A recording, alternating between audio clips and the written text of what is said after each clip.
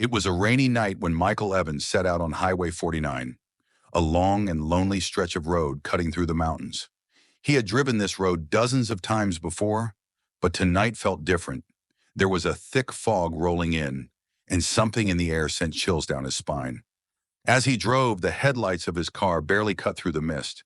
The road was empty except for an old sedan a few hundred meters ahead, driving at an unusually slow pace. Michael, eager to get home, decided to overtake it. As he switched lanes and pulled up beside the car, he glanced over, and what he saw made his heart stop. There was no driver. The old sedan was moving steadily, but the driver's seat was empty. No hands on the wheel, no face in the window, just an eerie, vacant space where someone should have been. Panicked, Michael accelerated past the vehicle, his breathing heavy. When he looked in the rearview mirror, the car was gone, completely vanished. Shaken, Michael tried to convince himself it was just his imagination, but the road was straight and there was nowhere for a car to disappear. He kept driving, gripping the wheel tighter, when suddenly he saw something up ahead. The same car.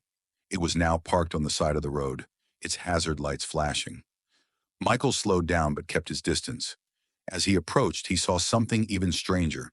Inside the car, there was now a person sitting in the driver's seat, but the figure was completely still, head tilted forward like a mannequin. Michael's instincts screamed at him to keep going, but his curiosity got the best of him.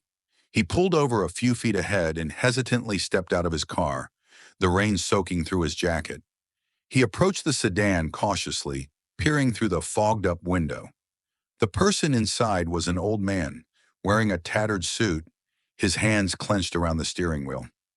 Michael knocked on the window. No response. He knocked again. Still nothing. Taking a deep breath, he reached for the door handle and pulled. The door creaked open, revealing the man's pale, lifeless face. His eyes were open, but completely blank, like glass marbles reflecting the dim light of Michael's headlights. Then the man took a deep, rattling breath. Michael stumbled backward as the old man's head turned slowly toward him. His lips parted and a whisper escaped his mouth, a voice that didn't belong to him. "You were never supposed to see me." Michael sprinted back to his car, heart pounding, slamming the door shut and speeding away without looking back. As he drove, his mind raced. Who was that man? How did the car disappear and reappear? And why did it feel like something, or someone, was still watching him? When he finally got home, he tried searching online for any reports of strange occurrences on Highway 49. What he found made his blood run cold. Decades ago, a man had died in a car accident on that very road. The reports described his car, a rusted old sedan. Witnesses had claimed to see his vehicle driving along the highway even after his death, sometimes appearing, sometimes vanishing. The last known sighting? Exactly 50 years ago.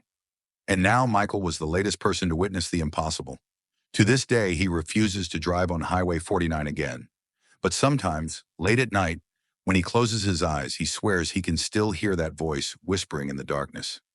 "You were never supposed to see me,"